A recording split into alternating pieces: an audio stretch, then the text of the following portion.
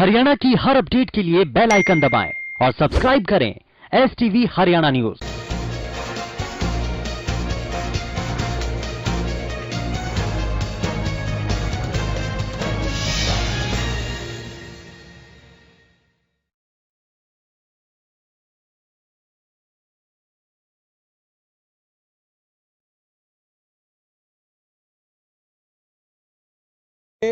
सबसे ज्यादा मार प्रवासी मजदूरों पर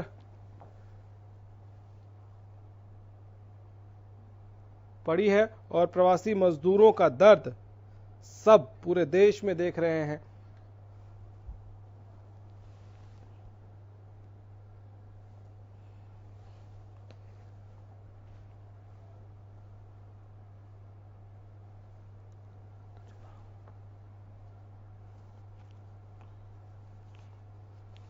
सबसे ज्यादा मार प्रवासी मजदूरों पर पड़ रही है।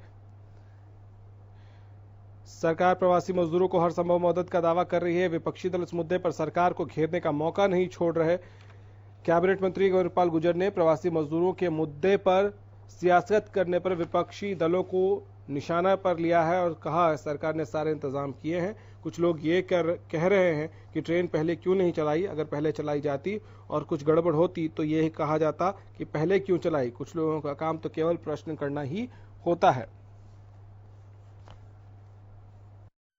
और सरकार ने सारे इंतजाम कर दिए। हर चीज का एक टाइम है। कुछ लोग कह रहे पहले क्यों नहीं चलाई, तो अगर पहले चलाते और कुछ गड़बड़ होता तो फिर कहते ये पहले क्यों चलाई। तो कुछ लोगों को तो प्रश्न ही करना, लेकिन सरकार ने जिस प्रकार से सारी व्यवस्था की और जिस प्रकार से हिंदुस्तान की सरकार ने पूरी दुनिया में जो मील का पत्थर साबित कर दिया, ये जो जिस प्रकार का इंतजाम किया वो एक मील का पत्थर साबित किया उन्होंने।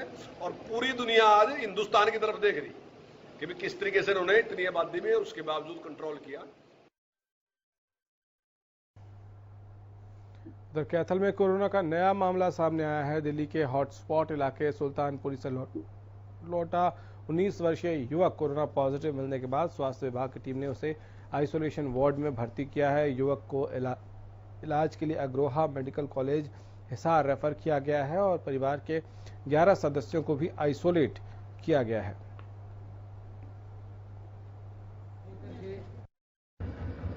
ये 19 वर्षीय युवक है जी, जो सुल्तानपुरी के हॉटस्पॉट से आया था 22 तारीख को, और ये बाइक से आया है। आके इसने 23 तारीख को सैंपल दिया है और सैंपल के बाद ये होम आइसोलेट था। होम आइसोलेशन में के बाद इसको हमने आइसोलेशन के लिए सिविल हॉस्पिटल लेके गए हैं और इसके 5 फैमिली मेंबर टोटल हैं। और जो दिल्ली में मामा के पास रह रहा था, मामा मामी और 2 बच्चे, वहाँ भी हम इन्फॉर्म कर देते हैं। ये दिल्ली से आया। वाइड कर लूं या मोटर किसकी आया है नहीं।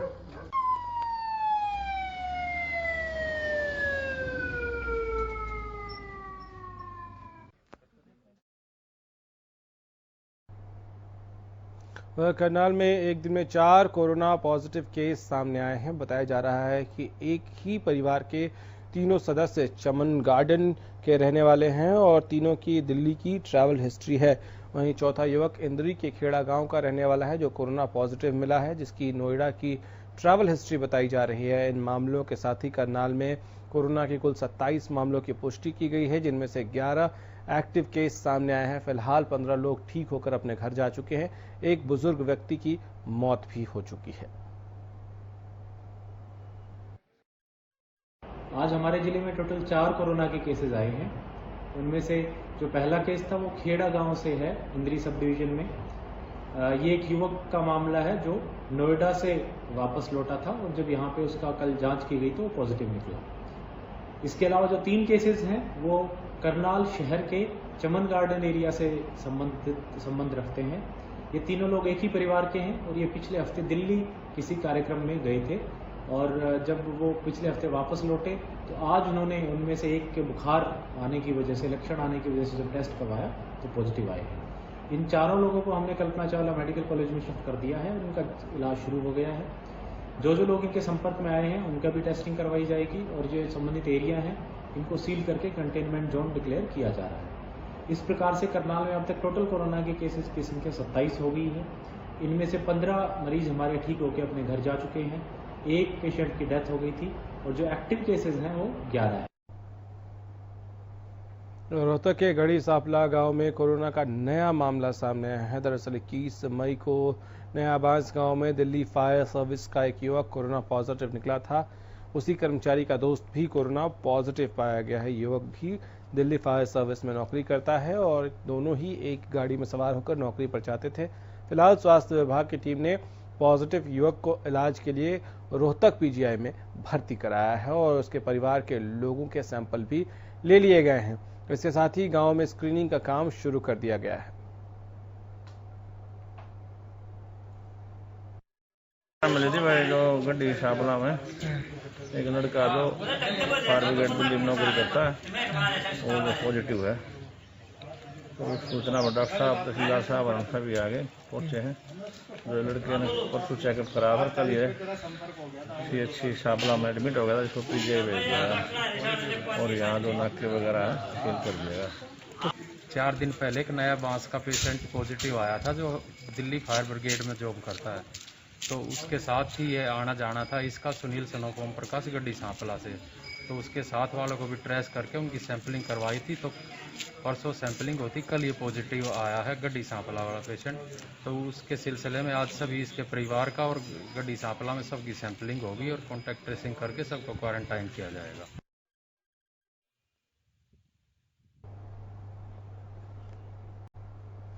वहीं फतेहाबाद के भट्टू इलाके की रहने वाली एक 23 वर्षीय युवती ने कोरोना को मात दी है। 6 मई को युवती की कोरोना रिपोर्ट पॉजिटिव आई थी, जिसके बाद उसे इलाज के लिए अग्रोहा मेडिकल में भर्ती कराया गया था।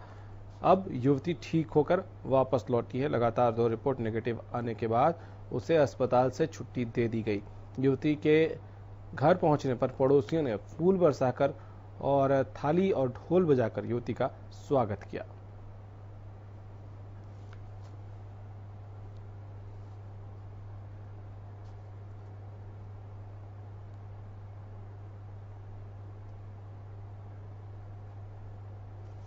उधर विदेशी जमातियों को लेकर नूंह की CJM विशाल की अदालत ने एक बड़ा फैसला सुनाया है। अदालत ने 6 देशों की 58 विदेशी जमातियों और एक भारतीय को सरकारी आदेशों की अवहेलना करने का दोषी ठहराते हुए सभी पर 1-1 हजार रुपए का जुर्माना लगाया है। आरोपियों की ओर से जुर्माना अदालत में अदा कर दिया गया है। कोर्ट ने फॉरेनर्स एक्ट के तहत लगाई गई सभी धाराओं को बेबुनियाद मानते हुए Indonesia, Sri Lanka, south Africa, Bangladesh, Thailand, Nepal के कुल 58 जमातियों को उन धाराओं से बरी कर दिया। बता दें कि मेवात पुलिस ने 2 अप्रैल को सभी विदेशी जमातियों के खिलाफ FIR दर्ज की थी। FIR में जमातियों के खिलाफ महामारी नियम और विदेशी नियमों का उल्लंघन करने की धाराओं के तहत मामला दर्ज किया गया था।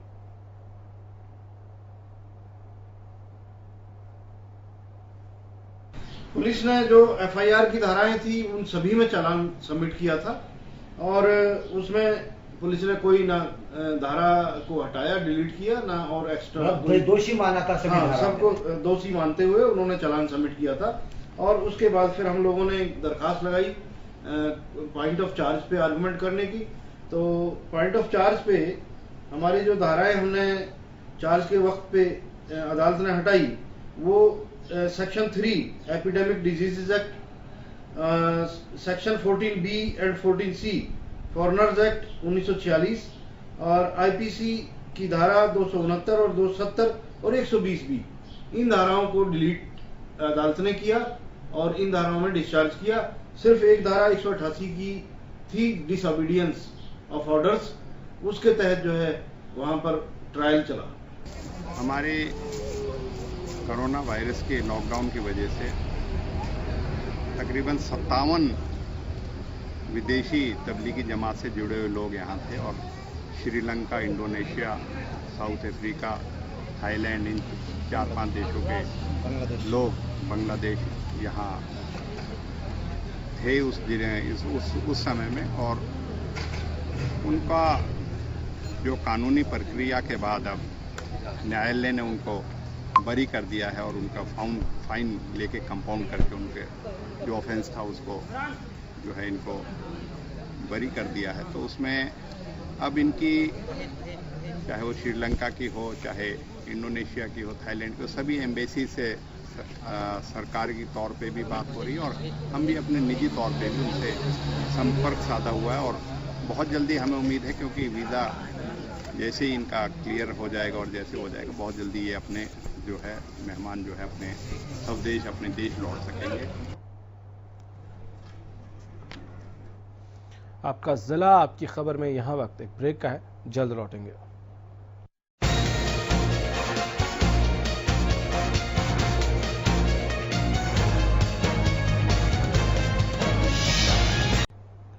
लॉकडाउन के चलते लंबे समय से बंद बाजार, शराब के ठेकों समेत कई संस्थाएं खुल चुकी हैं। इस बीच अंबाला में अलग अलग धार्मिक संस्थानों के सेवादारों ने सरकार से धार्मिक स्थल खोलने की भी मांग की है। सेवादारों और श्रद्धालुओं का कहना है कि एक नियम के अनुसार धार्मिक स्थलों को भी खोलने की अनुमति मिलनी चाहिए। लोगों का कहना है कि सरकार भले ही बड़े धार्मिक स्थल बंद रखे, लेकिन गली मोहल्ले में मौजूद मंदिरों और अन्य धार्मिक स्थलों को खोलना चाहिए। कुछ सेवादारों और पंडितों का कहना है कि लंबे समय से बंद मंदिरों के कारण उन्हें काफी परेशानी हो रही है। पंडितों का कहना है कि मंदिर में आय दान से ही उनके घर का गुजारा चलता है, ऐसे में अब घर चलाना मुश्किल हो गया है। वहीं इस मामले में प्रदेश के गृह मंत्री अनिल विज का कहना है कि जो केंद्र की गाइडलाइन है हम उसी का पालन कर रहे हैं। मार्च से 22-23 मार्च से मंदिर तो बंद ही पड़े हैं, जो कि आस्था का एक प्रमाण है। अब इस वक्त मौजूदा हालत में भी मंदिर बिल्कुल बंद पड़े हैं। हम लोग मध्यम श्रेणी के ब्राह्मण किसी के आगे हाथ फैला नहीं सकते। हमारे कुछ भाई बहुत ज़्यादा खराब परिस्थितियों से गुजर रहे हैं, लेकिन पिछले 3-4 महीनों से, क्योंकि हम लोग डिपेंड रहते हैं, अधीन रहते हैं चढ़ावे के ऊपर कि किसी ने क्या चढ़ाया। बड़मावस थी, वो भी खाली गई, जो कि हम लोग उम्मीद करते हैं 2 पैसे आएंगे। शादियाँ भी खराब चली गई, बिल्कुल मुहूर्त खत्म हो गए, लोग आए नहीं। तो मेरा तो केंद्र राज्य सरकार से निवेदन है कि जो हमारे धार्मिक स्थल हैं, कुछ नियम के रखते हुए इनको भी खोला जाए, ताकि हम लोगों की रोटी रोजी का भी कार्यवाही चलती रहे और पब्लिक की जो धार्मिक आस्था है उसको भी कोई नुकसान न हो। समाज में हर एक तरह के संस्थान, बाजार इत्यादि सभी खुल रहे हैं सोशल डिस्टेंसिंग, जो कि सामाजिक दूरी को बनाए हुए रखते हुए। तो हम सरकार से ये मांग करना चाहते हैं कि जो करोड़ों लोगों की आस्था का केंद्र मंदिर, गुरुद्वारे ये सब हैं, इनको भी खोलना चाहिए। कि मंदिर की प्रबंधक कमेटियाँ, पुजारी, ये सब भी इसका ध्यान रखते हुए सामाजिक दूरी को बनाएंगे। ब्राह्मणों का निर्वाह जो खर्चा पानी इसी से चलता है। अभी जो केंद्र की जो गाइडलाइन आई है उसमें अभी इसका कोई जिक्र नहीं है। और लॉकडाउन के दौरान नियमों का पालन न करने वाले लोगों पर कार्रवाई की खबर तो आपने आजकल सुनी ही होगी, लेकिन क्या आपने ये सुना है कि किसी कोरोना मरीज पर लॉकडाउन के नियमों के उल्लंघन करने पर FIR दर्ज की गई है? ऐसा ही एक मामला जुलाना के जयजेवंती गांव में सामने आया है, जहां एक कोरोना पॉजिटिव शख्स के खिलाफ FIR दर्ज की गई है। इस शख्स ने 18 मई को कोरोना की जांच के लिए सैंपल दिया था। उसके बाद होम क्वारंटीन रहने के लिए कहा गया था, लेकिन सैंपल देने के बाद भी शख्स शहर घर के बाहर घूमता रहा और बाद में दिल्ली चला गया। 20 मई को इसकी रिपोर्ट पॉजिटिव आने के बाद इस शख्स के खिलाफ सरकारी आदेशों की पालना न करने का मामला दर्ज किया गया है।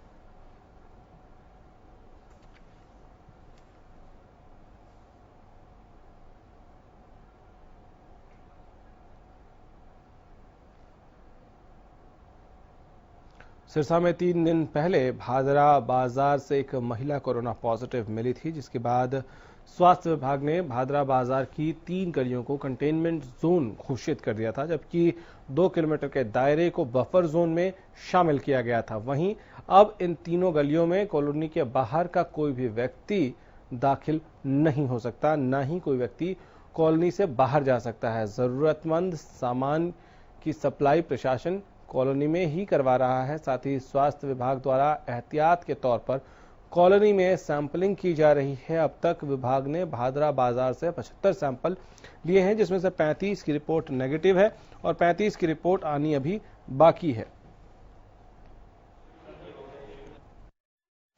अब तक जिला सिरसा के अंदर 1554 सैंपल लिए जा चुके हैं और इसमें से 1492 सैंपल्स की रिपोर्ट नेगेटिव आई है और 35 जो है वो अभी अवेटेड हैं।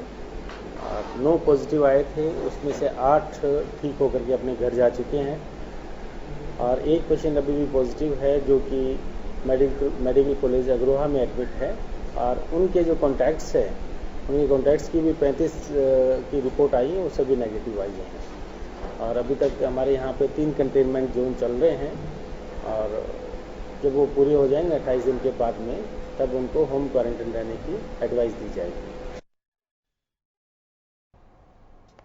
देश भर में बढ़ते कोरोना वायरस के मामलों को देखते हुए प्रशासन पूरी तरह से सतर्क है। इसी को लेकर जिला प्रशासन की ओर से सभी मुख्य बाजारों को बंद करने के आदेश दिए गए हैं, लेकिन बल्लभगढ़ के मुख्य बाजार में दुकानदार प्रशासन के आदेशों की जमकर धज्जियां उड़ा रहे हैं। बता दें कि दुकानदार दुकान के बाहर बैठकर सामान बेच रहे हैं। दरअसल दुकानदार पहले तो दुकान के सामने शटर बंद करके ग्राहकों का इंतजार करते हैं और ग्राहक के दुकान पर आने के बाद उन्हें सामान बेच रहे हैं। फूड डिलीवरी है ना, ये घर पे सामान पहुंचाने का काम। अच्छा, तो ये तो एसेंशियल सर्विसेज में आता है। जानकारी है और मैंने इस बारे में और भी अधिकारियों से पता किया। अच्छा, उन्होंने बताया कि आप फूड डिलीवरी आप कर सकते हैं और सारे फूड डिलीवरी के आउटलेट सारे ही खुले हैं। गोहाना के रुखी गांव में गेहूं खरीद के लिए बने सेंटर में अचानक आग लग गई। खरीद सेंटर में करीब 9000 से भी ज्यादा गेहूं के कट्टे खुले में पड़े थे। आग लगने के कारण 1800 गेहूं के कट्टे जलकर खाक हो गए।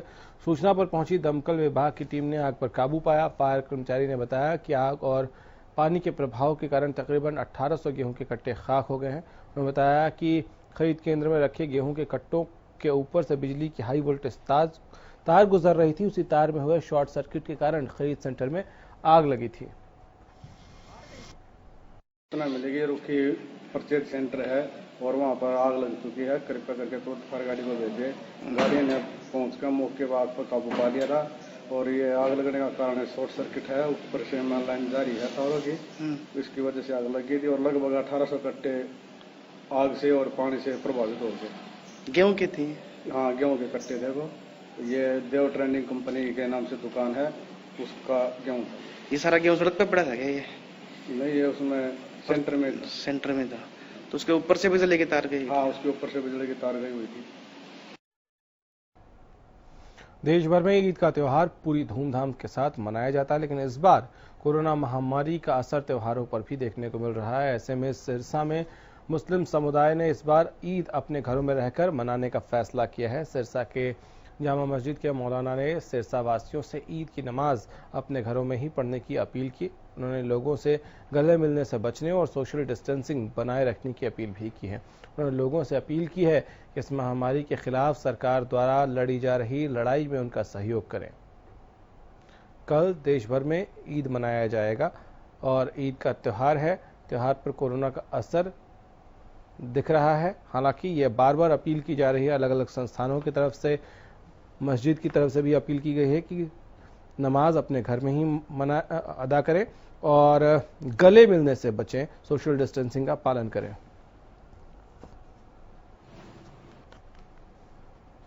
हमारी तैयारियां ये है कि भाई सभी लोगों को हमने कह दिया है अपने अपने घरों में नमाज पढ़ें। कल ईद उल फित्र जो है, कल त्योहार है ईद उल फित्र का।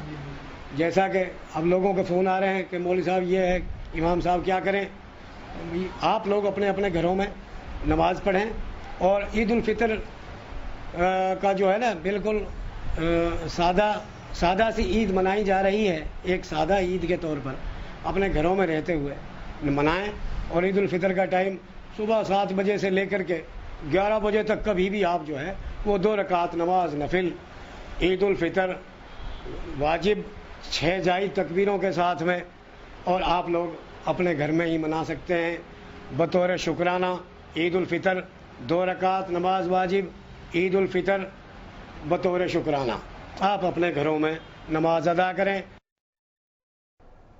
आपका जिला आपकी खबर में फिलहाल इतना ही। इजाजत दीजिए, नमस्कार।